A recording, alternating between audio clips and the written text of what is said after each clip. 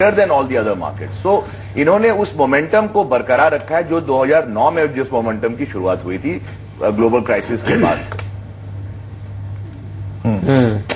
बिल्कुल। चलिए, हमारे साथ किरण मजूमदार शो भी जुड़ रही हैं CII से, और साथ ही मिस्टर DR डोगरा हैं हमारे साथ।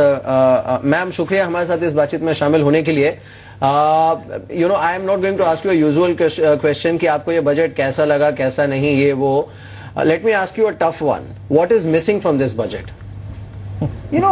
I would say that the budget has been a very good budget. It has balanced both, the social sector and the corporate sector.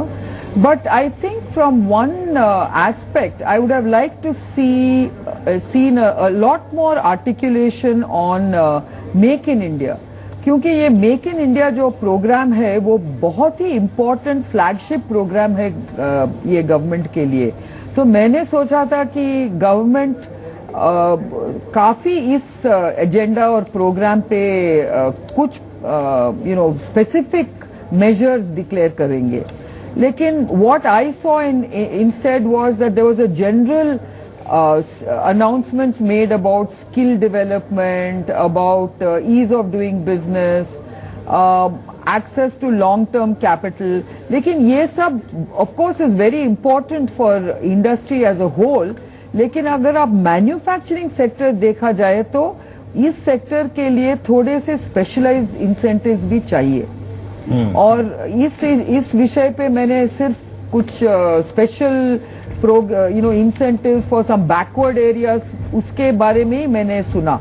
तो maybe the fine print has something more, but I was not able to hear those statements from the finance minister this morning. Okay mister Sharma, अब एक बात आपसे पूछना चाहूंगा। जैसे कि आपने कहा कि कॉर्पोरेट जो होते हैं या फिर जो कॉर्पोरेट इंडिया होता है, जब ऐसे कॉर्पोरेट टैक्सेस को रैशनलाइज किया जाता है काफी अच्छी तरीके से रिस्पॉन्ड करते हैं, वो चैलेंजेस लेने को तैयार भी होते हैं।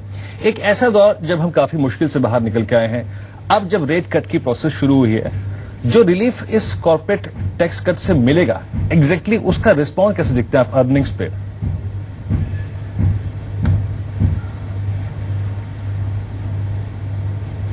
जाए तो the government has done a very smart thing.